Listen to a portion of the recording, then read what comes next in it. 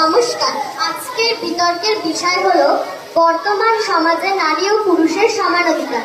আমার ডান পাশের বন্ধুরা দিশা ও সোনাক্ষী বলবে নারী ও পুরুষের সমান অধিকার, ও বাঁ পাশের বন্ধুরা দীপিকা, সুস্মিতা ও স্নেহা বলবে নারী ও পুরুষের সমান অধিকার নয়। তো আমার ডান পাশের বন্ধুরা সোনাক্ষী শুরু করবে। আমি বিশ্বাস করি যে নারী ও পুরুষের সমান অধিকার সমৃদ্ধ সমাজ গঠনে অত্যন্ত সাহায্য করে।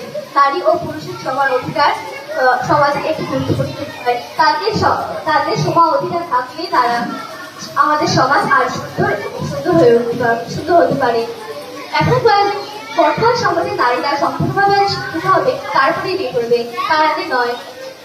নারীরা নিজের পায়ে দাঁড়াবে।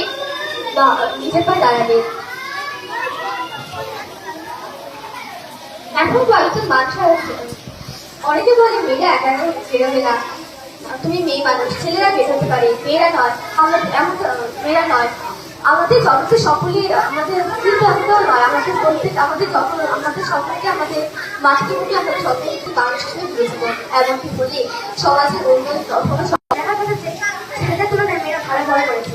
মেয়েদের 70% পরীক্ষা মেয়েরা ভালো করেছে। অথবা একটা দিক থেকে এগিয়ে আছে, আমাদের সব কিছু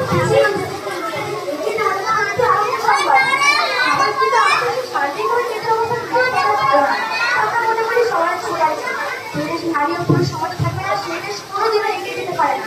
নারী ও পুরুষ সমাজের মানে হচ্ছে নারী ও পুরুষ সমান অংশগ্রহণ থাকবে, সবাই সমান কাজ করবে এবং সবাই সমান অধিকার ভোগ করবে।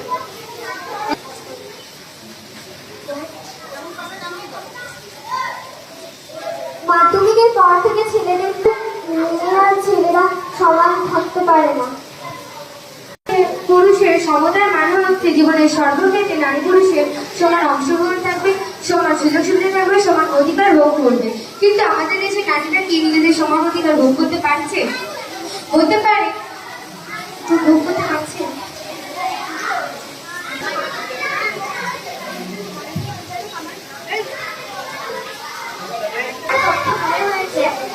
নারী পুরুষ সমান অধিকার সংবিধানে লিখিত থাকলেও সমাজ নারী পুরুষকে সমান চোখে দেখে না। কারণ আমরা শিশু বয়স থেকে দেখে এসেছি, মারা যদি মেয়ে সন্তান জন্ম দেয় তাহলে তাদের মা বাবা, আত্মীয় স্বজন তাদের পুতুল রান্নাবাটি ঘর গোছানো এই সমস্ত ঠান্ডা কিনে দেওয়া হয় এবং মেয়েদের ছোট বয়স থেকেই মেয়ে হয়ে তৈরি হতে হয়। কিন্তু ছেলেদের পক্ষে তা নয়। রাষ্ট্রপতি একজন নারী, আমাদের মুখ্যমন্ত্রী আছে নারী, মুখ্যমন্ত্রী আমাদের মমতা ব্যানার্জি আছে, রাষ্ট্রপতি আমাদের দ্রৌপদী মুর্মু। নারী এবং সবসময় এগিয়ে রয়েছে, নারী ও পুরুষের সমান অধিকার। হ্যাঁ, আপনি ঠিক বলেছেন। আমি নিজের বাড়িতেও দেখেছি সবসময় কর্মচারী কিনা বাড়িতে ছেলে কর্মচারী কোথায় আসে তাও দেখতে পাচ্ছি আমরা। হ্যাঁ, ঠিক বলেছেন।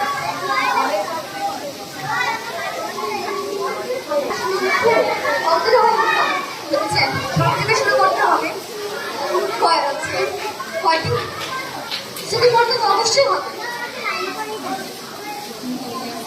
উইলিয়ামস মহাকাশে গিয়েছে, অনেকে রয়েছে। আপনি তাদের বাড়ির চাপে এবং সংসারের চাপা থেকে বাধ্য হয়ে যেতে হবে না, বাধ্য হয়ে না, ওদের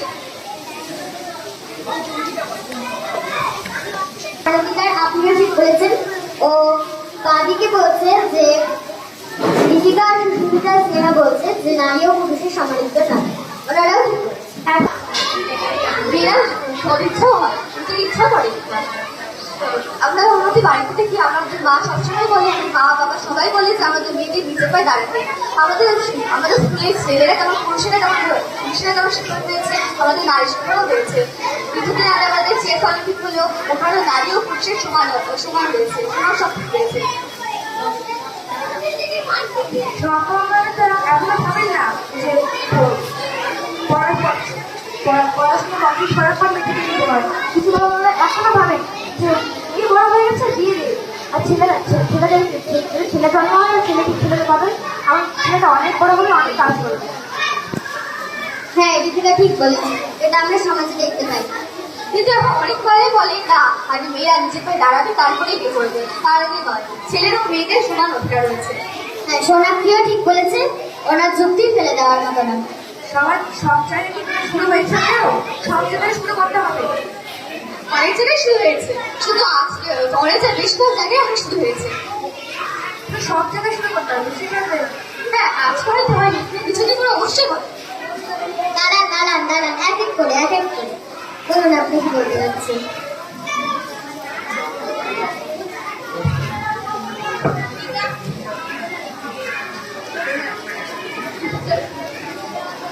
আমরা এখন দেখতে পাই মেয়ে শিশু হলে পরে বলে যে রাস্তাটা খুলে দেওয়া হয়, আর ছেলেকে হয়তো বাড়িতে সচল করে রাখা হয়। কে বলেছে এটা?